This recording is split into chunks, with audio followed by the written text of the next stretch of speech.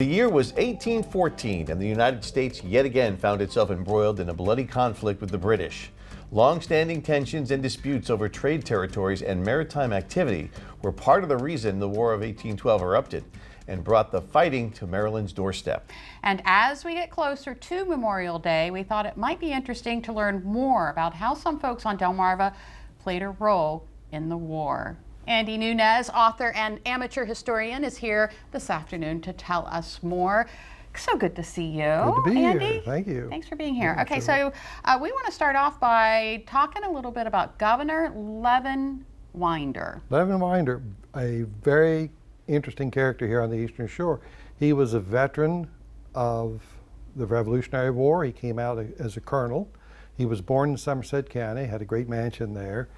He was called back by Washington for the Whiskey Rebellion of the late 1700s and came out a general for that.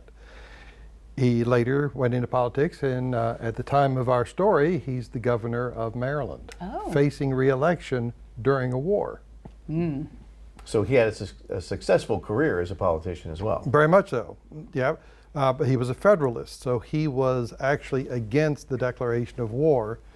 But once the war started, he did what he could. Sure. And he had a nephew who had an important task, I guess? Very important task. His nephew was William Winder, and he was put in charge of the defense of the area of the 10th Military District, as it was called, by the heads of the Army. And he had the job of making sure that the British didn't land anywhere at D.C., Baltimore, or any important part of the state. Okay. So what happened at Fort McHenry then? Well, Fort McHenry was the good news. Oh, okay. Just to give you a little background, the British landed at Tangier Island. They used it as a naval base for their operations, and they had the initiative because they could strike anywhere they wanted to up and down the Chesapeake Bay.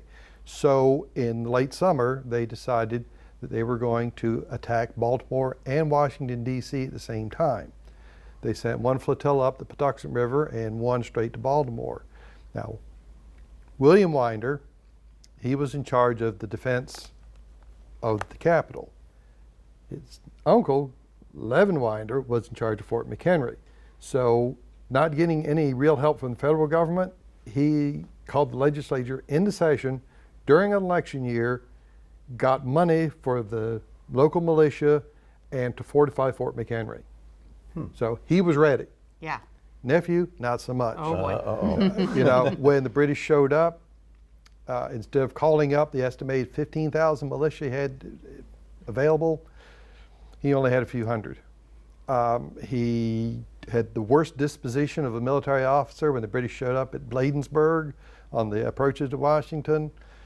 After a few rounds, his militia fled, and Washington got burned. Yeah, yeah. So where does the Reverend Joshua Thomas fit into all of Well, this? the Reverend Joshua Thomas, as everybody knows him as the Parson of the Islands, was a famous Methodist exhorter. He was not formally trained, but he was very charismatic. Now, when the British first landed on Tangier Island, that's where he was living. And according to the biography of him, the British were cutting down all these trees and all to make their base, and you know, they were cutting down every tree they could find. When they got to the camp meeting ground, he held them up. He said, "Look, this is our sacred camp meeting ground. You know, you're welcome to come here, but please don't cut these trees down." He went right to the Admiral Coburn, we've talked about in the past, and he said, "Okay." So before the troops sailed off to the Battle of Baltimore, it was requested that Reverend Thomas speak to the troops, 12,000 British regulars. They all stacked up in columns at the camp meeting ground with their officers by their side with their hats off at attention while he preached. Now, according to the biography, he exhorted them on the commandment, "Thou shalt not kill." And he told them, he says, "It has come to me from God that you will not take Baltimore." a number of you will be killed. I hope you will,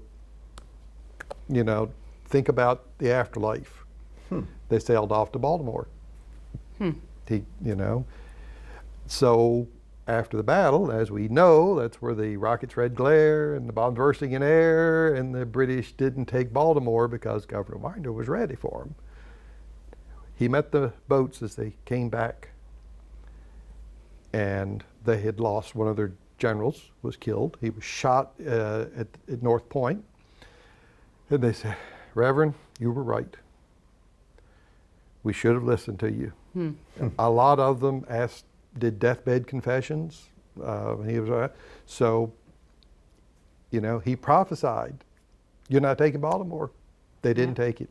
Interesting. Yeah. Interesting. So right? that's 3 Eastern Shore residents that made a large difference in the War of 1812. That's very interesting. And you have lots of interesting information in your books, Yes, which yes. folks can find And at shops and stores all over Delmarva. All up and down Delmarva, yeah. Discovery Sea Shipwreck Museum, Blackwater Apothecary at Salisbury, Bay Country Shop in Cambridge, Somerset Hidden Treasures in Princess Anne, and other places. And support the local shops, or you can find them on Amazon.com. Absolutely. Andy, thank you. My pleasure. That's really interesting.